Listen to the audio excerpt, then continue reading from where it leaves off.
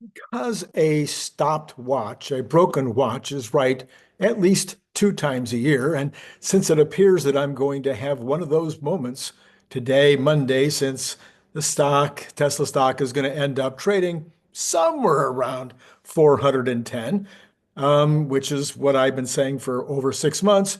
I thought, okay, I got one right. Let me try for 12 more. So what I'm going to do is I'm going to give you what I think is going to happen over the next 12 months. Well, I guess 11 since January is already in the bag. So I'm going to talk about what's going to happen for the next 11 months, how it's going to play out. And I hope you like it. Let me know in the comments below because I'd really like to hear what you think I got right or wrong about this. Uh, Today we've seen, actually this whole week, we've seen that the stock is on its own journey, not following around the Nasdaq and the rest of the market as much this week. Today now, as I'm starting to do this, we've got this tariff scare. Everybody's afraid of the tariffs, so the stock market and Tesla have both reacted to that. But in any case, for the most part, I think Tesla is disconnected a little bit. I think it will tend to be disconnected all the rest of this year, although it will certainly be impacted by the macro, of course. Well, okay, let's start talking about it then. In February, I think we will stay under 500 the entire month. That is, unless there's major news. So major news, like something to do with Q, something to do with the robot, the Optimus, something to do with FSD, significant, something really big would have to happen to get us over 500. I think we stay in the 400 to 500 range all month. Okay, that's just what I'm thinking. Okay, so that's for February. But everything changes in March because I think in March we will have news. I think we will have Model Q sightings, right? We need to see those under wrapped cars, those camouflaged vehicles driving around someplace a couple of months ahead of the actual release. So since I think they'll be released by April, May, well, probably May, June rather, we should start to see some sightings. Maybe there'll be rumors. There'll be some stuff going on with regard to Q in March at some point, maybe toward the end. Productions and shipments of Juniper will start. We know that's true. So there'll be tons and tons of coverage of Juniper in all kinds of places on X, on YouTube, maybe even in the mainstream press. Who knows? And then we'll see improvements in FSD, tangible, significant improvements in FSD that'll be continued to be written about, which of course is going to be the precursor to unsupervised. So in that's March, I think the stock will start to move between 500 and 600. We'll move into that territory. Does it mean it'll never dip back down to 400s? Yeah, it might. Does it mean that it would never tipple over into past 600? Yeah, it might, but I think it's going to be mostly in the 500 to 600 range. Okay, now in April, we're going to get what? We're going to get the earnings meeting, we're going to get the earnings call, and earnings are going to suck. Well, I mean, maybe they'll even be up from the fourth quarter. Maybe they'll be even, maybe they'll be a little less. The margins should actually improve.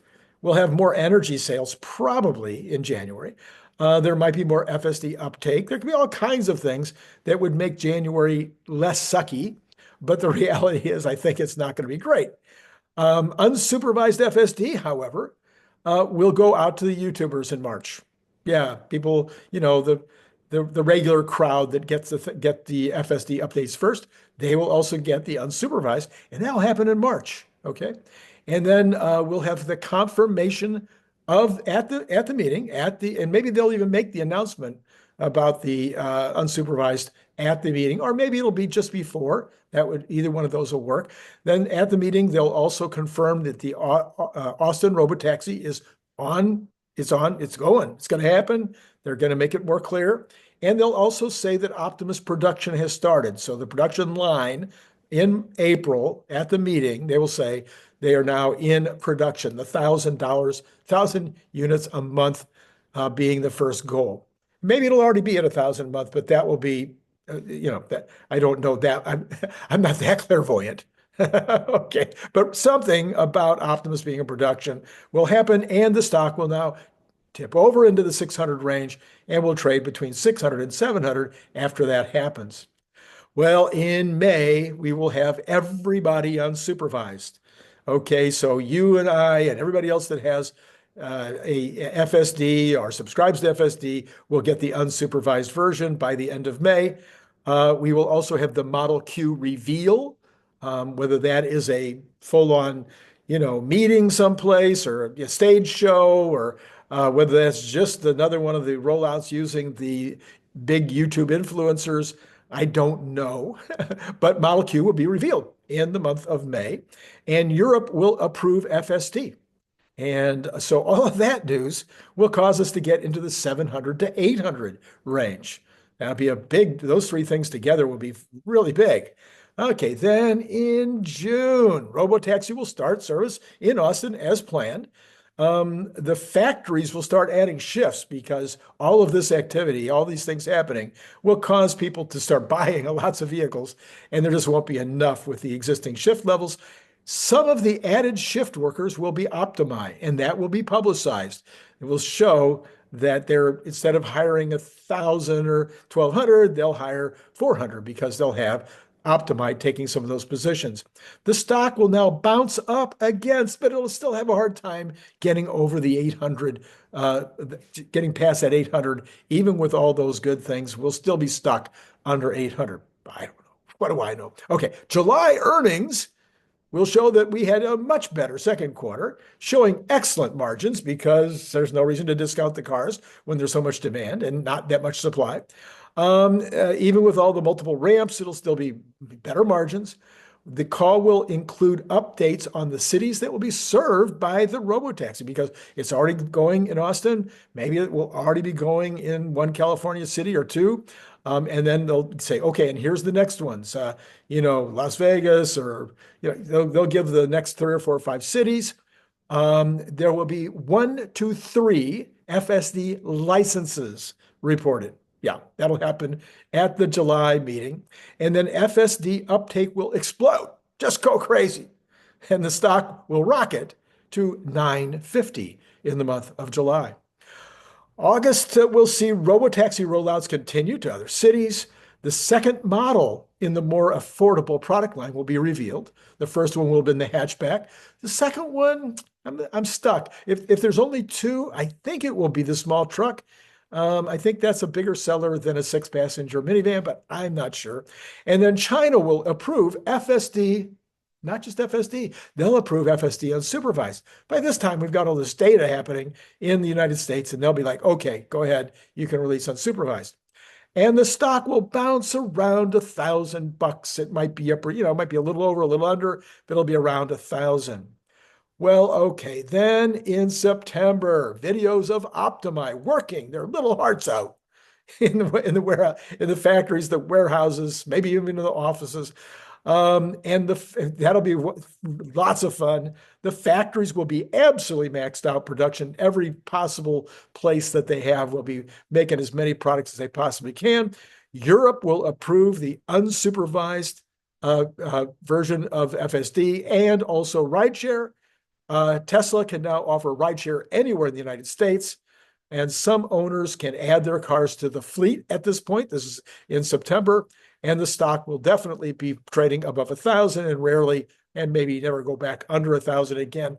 I forgot one. I need to add this in, is that we will begin to see some more, a lot more cyber cabs because they'll be in limited production, near the end of September.